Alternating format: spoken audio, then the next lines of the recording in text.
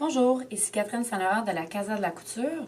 Donc aujourd'hui, on va s'attaquer au Dolman Top de Jali, le patron numéro 3352, donc un petit haut très simple à faire. Donc on a notre pièce devant, notre pièce d'eau, puis on a l'option de rallonger la manche. Donc c'est un haut manche aux souris avec un rajout de manche, puis avec une bande d'encolure.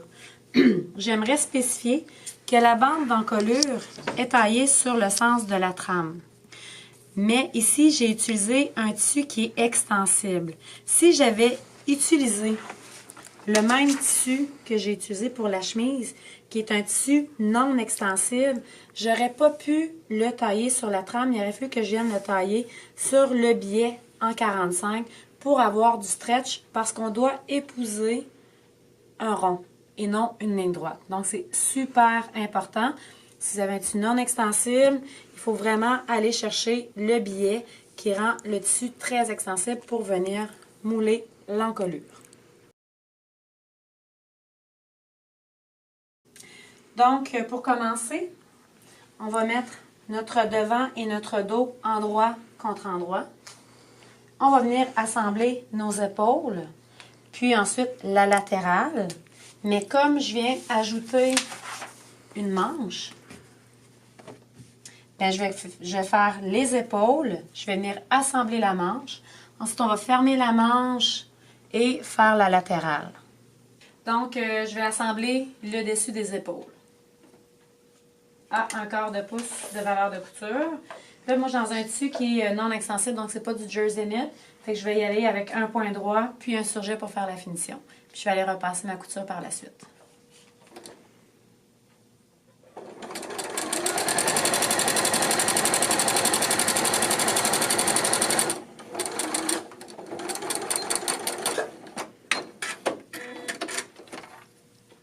Donc, si je viens faire la finition surjet, j'aurais très bien pu faire un point zigzag, mais la surjeteuse, c'est plus rapide. Puis c'est plus propre.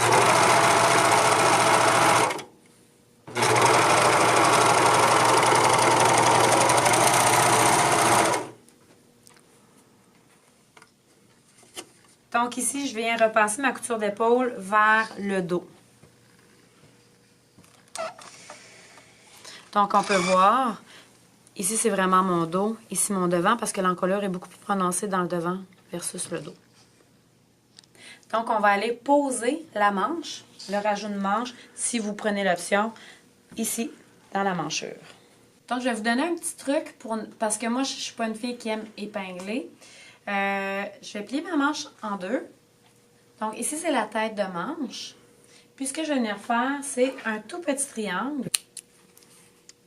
Donc, si on regarde ici, c'est vraiment un tout petit triangle parce que je ne veux pas nuire à ma valeur de couture. Si je regarde mon devant et mon dos,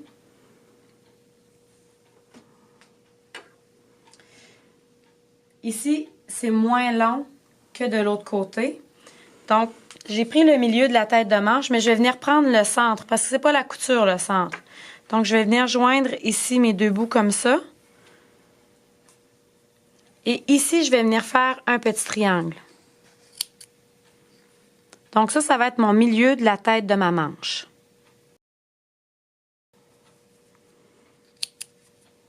Et je vais aller faire la même chose de l'autre côté.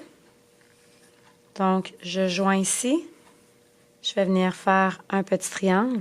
Donc, quand je vais poser ma manche, là, je vais vous le montrer.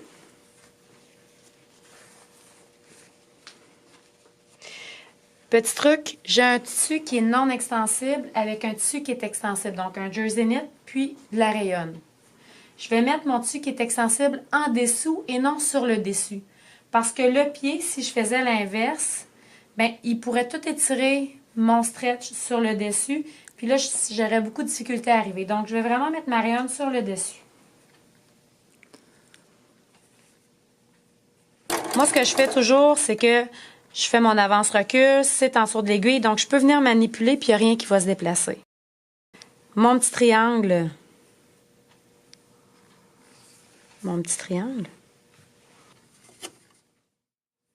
Avec le petit triangle ici. Donc, je les mets ensemble. Je mets toujours mon pouce en dessous pour pouvoir venir travailler avec mes mains. Si je faisais l'inverse, je me frapperais après la machine. Donc, je mets mes 2 petits triangles ensemble. Mon pouce en dessous, je tiens. Fait qu'avec ma main gauche, ce que je vais venir faire, c'est que je vais venir jouer avec mes matières. Et là, je suis prête à coudre.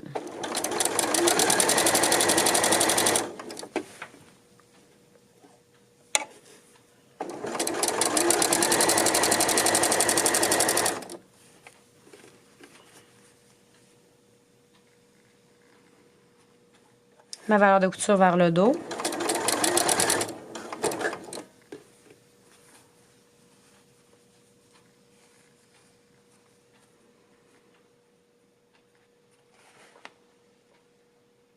Comme ça m'évite d'épingler. Mais j'aurais très bien pu épingler aussi. C'est une question d'habitude, simplement.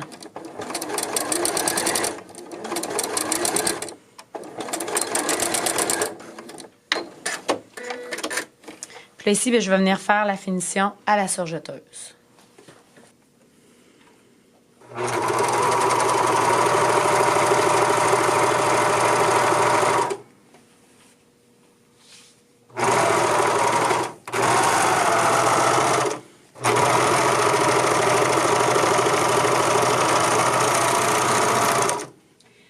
Donc maintenant, ce qu'il nous reste à faire, c'est aller assembler sous le bras et toute la latérale.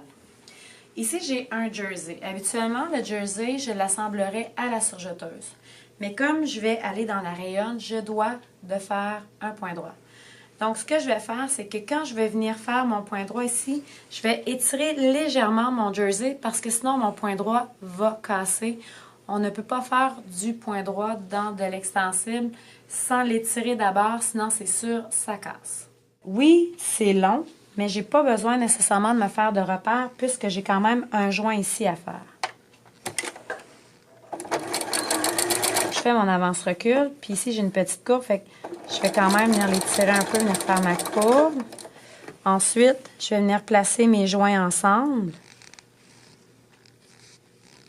Je les tiens. Puis là, je vais venir tirer sur mon tissu pour permettre à mon point droit de ne pas casser.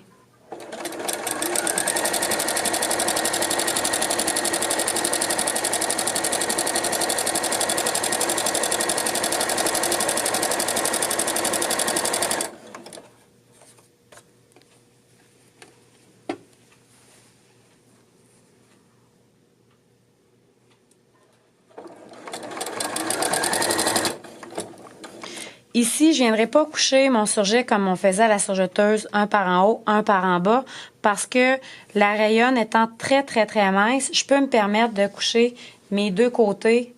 Il faut juste que le fitting soit bon, qu'on ait vraiment bien placé nos tissus pour avoir un super de beau joint.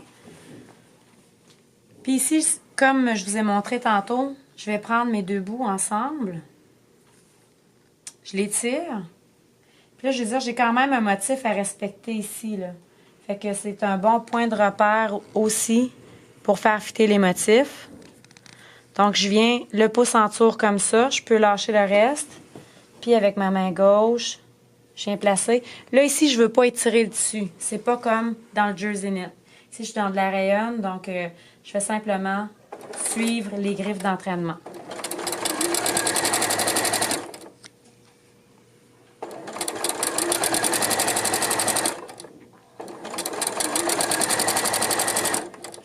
Une autre affaire aussi. Des fois, quand je donne des cours, les élèves ont tendance à laisser glisser les tissus dans leurs mains. Il ne faut pas faire ça. Parce que la machine, elle, ce qu'elle fait, elle assemble, mais c'est nous le guide. C'est nous autres qui dit à la machine qu'est-ce qu'on veut. Il faut qu'on tienne nos tissus ensemble. Si on ne les tient pas ensemble et qu'on les fait glisser, la griffe d'entraînement en dessous, elle va se dire ah, « OK, je peux prendre le tissu d'en dessous plus. » Puis là, ça va faire qu'on appelle faire boire le dessus, puis on ne veut pas faire boire le dessus. Donc, il faut vraiment le tenir, puis créer une légère tension, mais vraiment très légère, puis on avance en suivant les griffes d'entraînement. Ça prend un petit peu de pratique, mais à force d'en faire, ça vient tout seul. Donc, je les tiens ensemble. Je crée une légère tension, puis j'avance au rythme des griffes d'entraînement.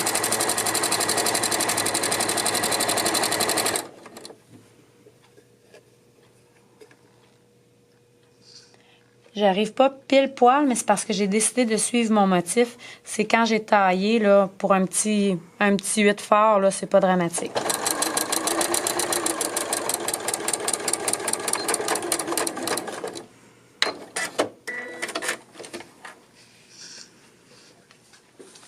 Ici aussi, j'aurais pu juste faire surjet, puis après ça, venir faire point droit. Mais c'est juste pour vous montrer que, tu sais, avec un point droit, quand le tic est extensionné, ça fonctionne. C'est sûr que, tu sais, si je l'étirais plus, le fil casserait, mais c'est pas une portion qui va être sollicitée, donc il n'y a pas de problème. Donc maintenant, je vais aller faire ma finition au surjet.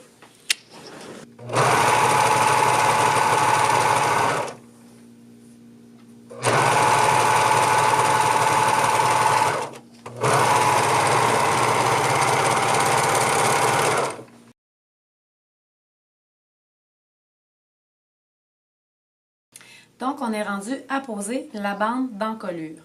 Encore là, moi, je vais préférer faire mon joint à la fin. Donc, je vais commencer à poser la bande, puis quand je vais avoir fait le tour, je vais la fermer. Donc, comme je vais faire mon joint au dos, là, c'est sûr ici, j'ai un motif qui m'indique où est mon milieu dos, parce que quand j'ai taillé, je me suis vraiment arrangée pour que mon motif soit centré. Mais sinon, je le plie aux coutures d'épaule et je refais mon petit triangle.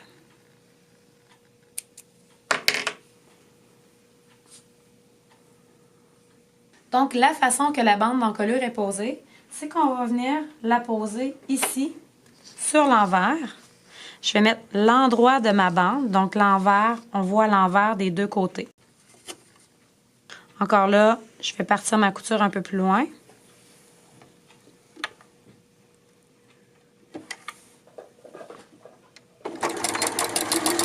Puis là, il ne faut pas tirer sur la bande d'encolure quand on est dans des lignes droites, mais vraiment pas.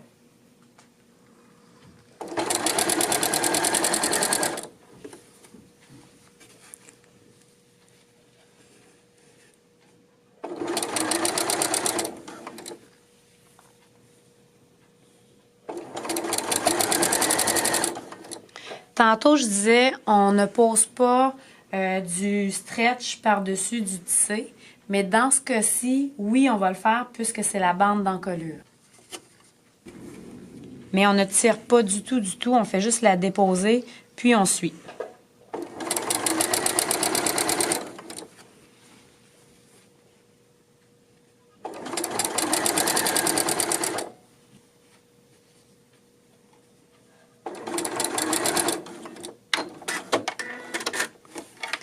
Donc maintenant, je vais venir faire mon joint ici. Ce que je vais venir faire, on voit mon petit triangle. Ce que je vais venir juste marquer à l'endroit de mes deux triangles, de mon triangle. Ici, juste une petite affaire, un petit 8, comme ça. Puis celui-là aussi. Je ne sais pas si vous voyez. Pour savoir où est-ce que je vais lier mes deux morceaux. Donc, on voit ici le petit cran que j'ai fait. Et sur l'autre morceau, le petit cran. Fait que je les mets ensemble. Je mets mes deux petits crans ensemble.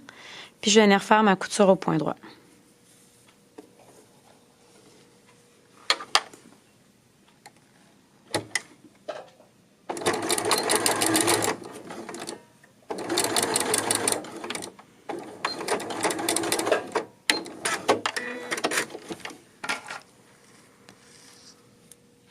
C'est pas un ciseau qui coupe, ça, c'est un coupe-fil.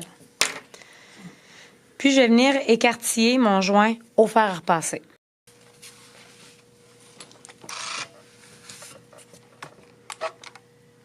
Il n'est pas très chaud. Oups. Voilà. Donc, je vais venir fermer mon joint. Je réembarque sur ma couture ici. Là, on ne voit pas très bien, c'est ton sur ton, là. Donc, je vais venir faire un petit avance-recul pour barrer ma couture.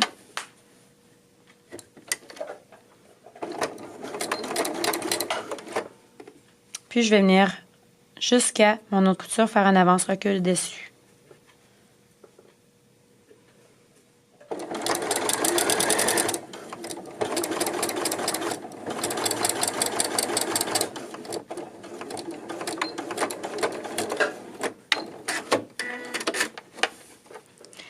là, le fun commence. Là, ce qu'on veut venir faire avec notre bande d'encolure, c'est de venir faire comme ça, la plier comme ça. Donc, elle est ici. Là, on va aller la repasser pour la plier comme ça. Puis ensuite, on va la plier comme ça. Puis ensuite, on va la plier comme ça. OK. Fait que première étape, ce qu'on va venir faire, c'est de venir la repasser comme ça. Donc, je l'ai rentrée sur la planche, de façon à ce que ce soit facile pour moi de repasser. Donc, à plat, c'est comme ça. Puis, on va simplement venir la replier comme ça ici et de venir la repasser.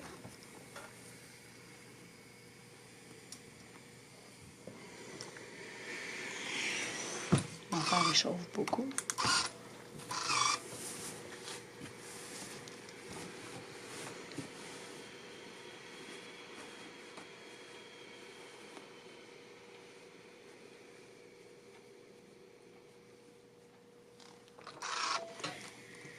Là, on a repassé ici. Là, ce qu'on veut venir faire, c'est comme ça, puis comme ça. Moi, je préférais ne pas la repasser parce que c'est tout petit, puis le risque de se brûler les doigts est grand. OK. Mais oui, c'est sûr que pour aller coudre, ensuite, ça serait plus facile. Mais moi, je préfère aller le coudre en le tenant. Il y a moins de chances que je me pique les doigts que je me brûle avec le fer à repasser. Donc, on a repassé comme ça. Puis, j'ai laissé mon chandail virer à l'envers parce que ça va être plus facile de travailler. Donc, on va venir le plier comme ça ici. Puis, moi, je commence en arrière où il y a le joint. Tant qu'à avoir un joint, ça va être notre partance. On le replie comme ça. Puis là, on s'en vient le coude ici.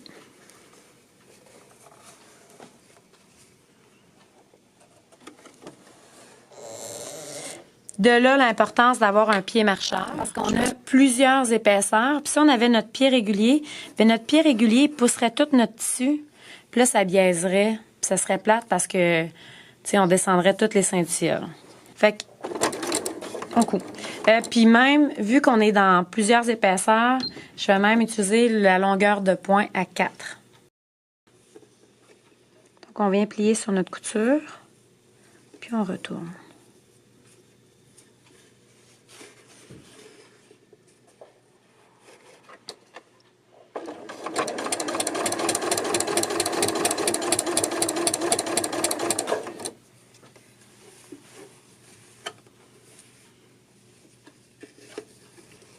Donc, on plie sur la couture, on retourne.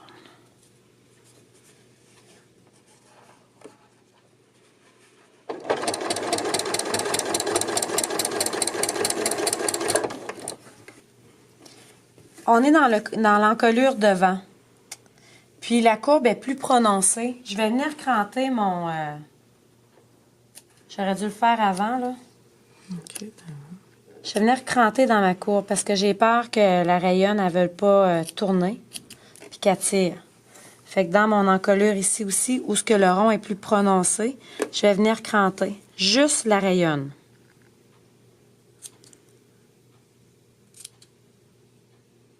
Je veux pas que ça fasse de moton.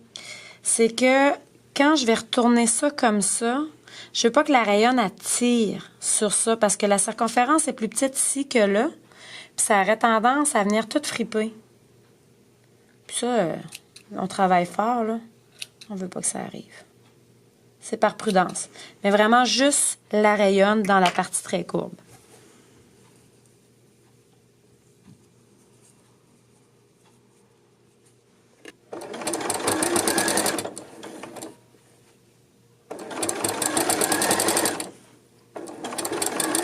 Donc ici, à la fin, je rembarque sur ma couture. Et puis, je fais mon point de taquage.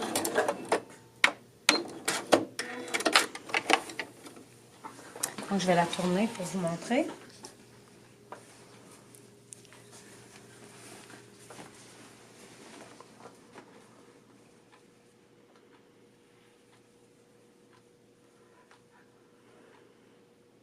C'est très joli.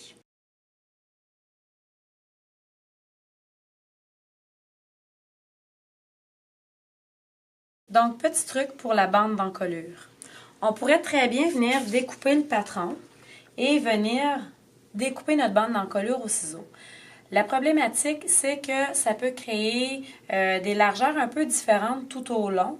Puis comme c'est très précis et c'est petit, je vais plutôt préférer utiliser la règle avec le couteau rotatif. Donc, ce que je vais venir faire au départ, c'est de venir équerrir mon morceau. Donc, c'est super important, comme la bande d'encolure vient sur une ligne de pliure. Donc, je vais utiliser la petite ligne sur ma règle que je viens raccoter sur la pliure de mon tissu. Puis, je vais venir équerrir mon morceau. Donc, ici, j'ai un angle droit. Ensuite, je vais venir mesurer ma bande d'encolure. Donc, elle mesure 1 pouce et une ligne. OK, remettons là. 1 pouce et une ligne. Une petite ligne, là, on voit, ça déborde légèrement. Donc, je vais venir placer ma règle pour avoir 1 pouce et une ligne. Et je coupe. Et j'ai une bande d'encolure qui est parfaite. Donc, quand je vais venir la coudre, les chances d'erreur que ça soit plus gros, plus petit, sont nulles. À la limite, presque nulles, dépendamment quand on va venir la coudre. On va essayer d'être le plus précis possible. Donc, ça nous donne une grosse chance. Aussi, moi, je ne vais pas nécessairement la couper tout de suite à la longueur qu'ils veulent. Je la laisse pleine longueur, puis je vais venir la couper à la fin. Moi, je préfère ça.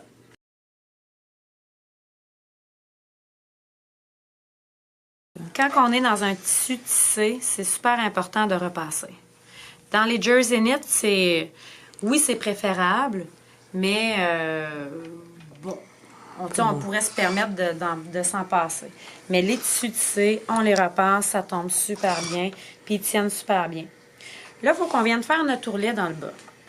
Pour celles qui sont très débutantes puis qui ont de la misère avec leur passage, je vais vous donner un super indice. On va aller à la machine, puis on va faire un point de faux fil. Ou un point de soutien. Ici, pour ma longueur de point, je vais utiliser la longueur la plus grande que la machine à coudre va offrir. Donc ici, je vais être capable d'aller à 5. Puis, je peux même utiliser un guide pour avoir plus de précision. Donc ceci, c'est un guide aimanté avec un aimant en dessous. Ça a une très bonne adhérence quand vous avez une plaque d'aiguille qui est suffisamment grande pour le guide aimanté.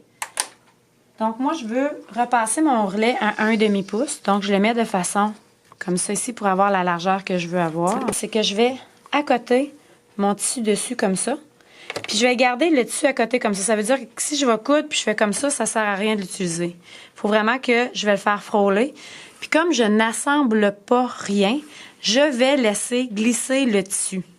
Comme moi, je vais avoir un ourlet d'un quart. Donc, j'ai une largeur de couture à 1,5 parce que c'est un quart que je vais plier 2 fois pour mon ourlet à 1,5.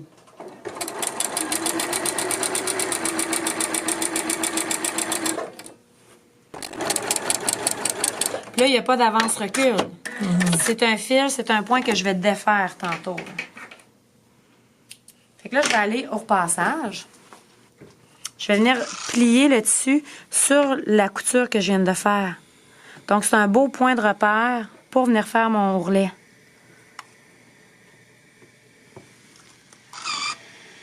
Donc là, je remets ma longueur de point à 3,5.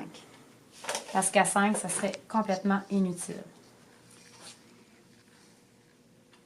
Puis là, quand on va venir plier, tu sais, je ne veux pas venir plier comme ça parce que je suis dans une courbe. Donc, je vais suivre ma courbe.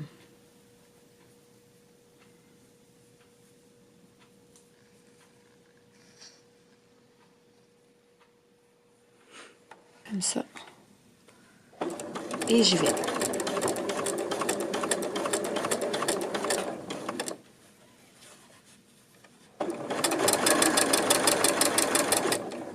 Puis là, il y a beaucoup de courbes, donc c'est beaucoup plus compliqué.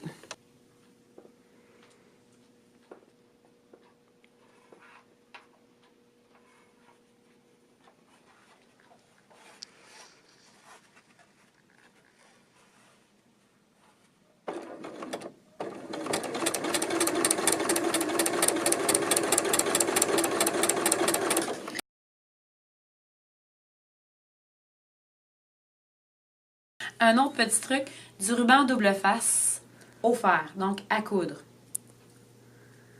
Donc, ce qu'on vient faire, c'est qu'on va venir le coller sur le bord du dessus. Puis ça, il y a une colle en dessous, puis il y a un ruban papier sur le dessus. Il ne faut pas se tromper quand on l'applique.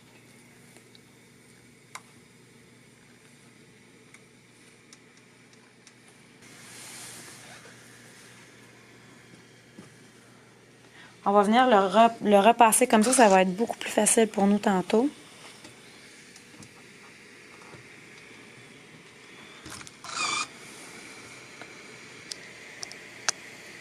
Après ça, je vais le replier comme ça.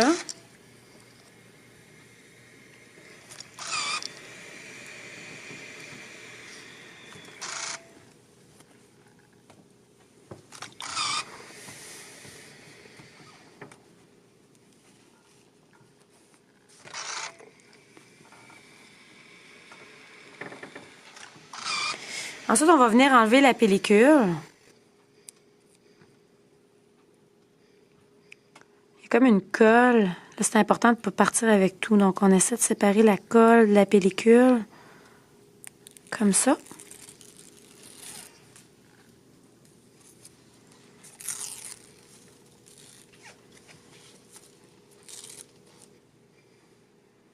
Fait qu'après ça, au fer, on va venir coller la pellicule.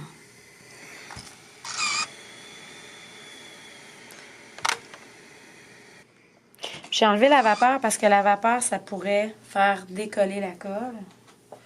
Donc, c'est une colle qui est temporaire. Parce que si on avait une colle qui était très adhésive, ben l'aiguille, quand elle piquerait, la colle resterait sur l'aiguille, puis ça serait vraiment impossible de coudre. Donc, comme ça, c'est parfait, ça tient, on n'a pas besoin d'épingler, notre pli est parfait. Fait qu'on s'en va coudre ça, les doigts dans le nez. C'est ça, je repars de mon ourlet de tantôt avec Ton point. C'est ça.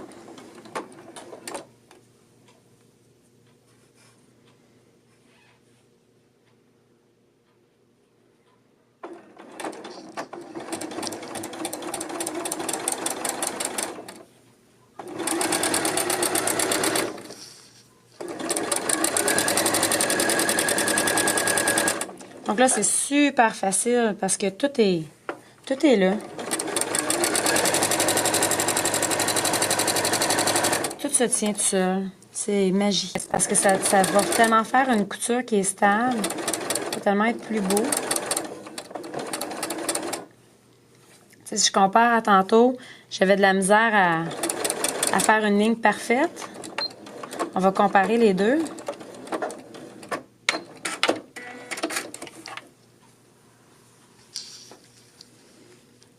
Ici, j'ai une ligne qui est pas parfaite. Puis je m'en vais en avant. Écoute, là, tu sais, ça n'a pas été long à coudre, là. Tu sais, oui, de la préparation, mais, mon Dieu, de la facilité. Tandis que de l'autre côté, ben là, il me reste mon faux fil à enlever.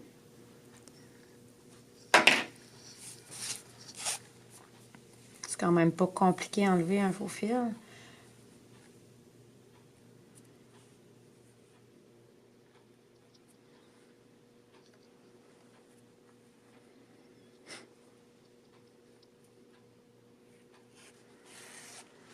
Puis aller repasser mon ourlet.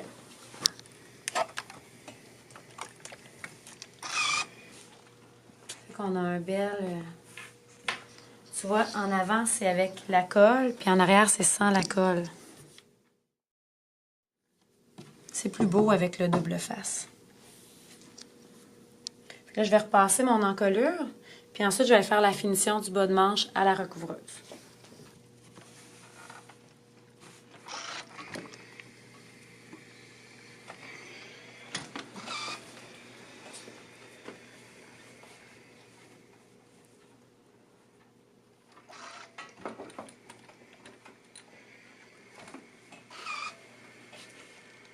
Donc, ce qu'il nous reste à faire, c'est la finition ici de la manche. Puis comme c'est un tissu qui est extensible, je vais le faire avec la recouvreuse. Donc, pour faire le bas de manche, c'est toujours plus facile de repasser avant. Donc, mon amie Jeannette va m'aider parce qu'on est dans un petit rond. Donc, je vais le replier de la largeur que je veux l'avoir. Dans ce cas-ci, je vais replier environ un demi-pouce.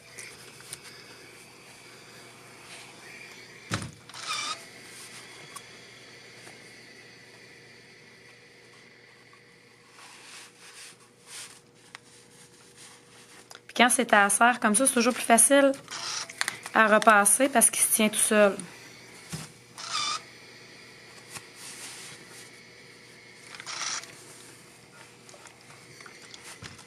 Donc, mon rebord, je pourrais le faire aussi à la double aiguille avec la machine à coudre ou au point zigzag. Je préfère encore la double aiguille que le point zigzag ou encore la recouvreuse, un point que j'adore.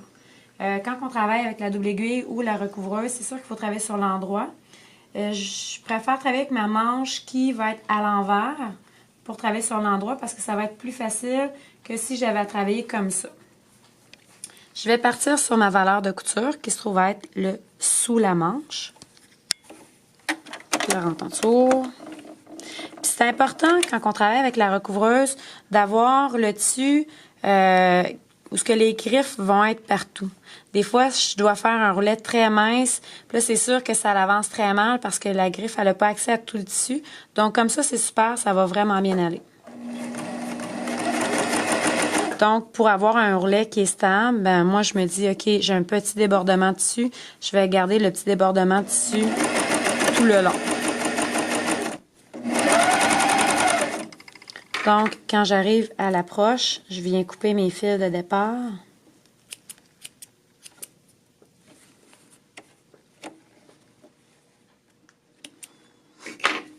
Puis, je vais revenir sur mes fils environ pendant un 3/4 de pouce, 1 pouce.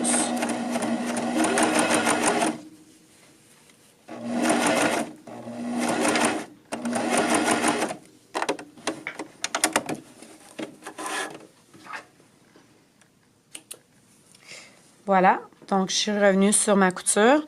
Puis comme le point de recouvrement, c'est un point de chaînette, donc si je tire mon fil dans le dessous, tout mon point va se défaire.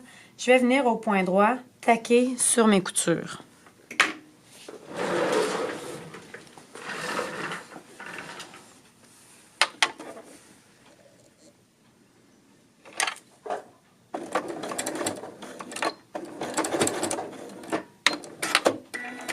Donc, juste un petit avance-recul.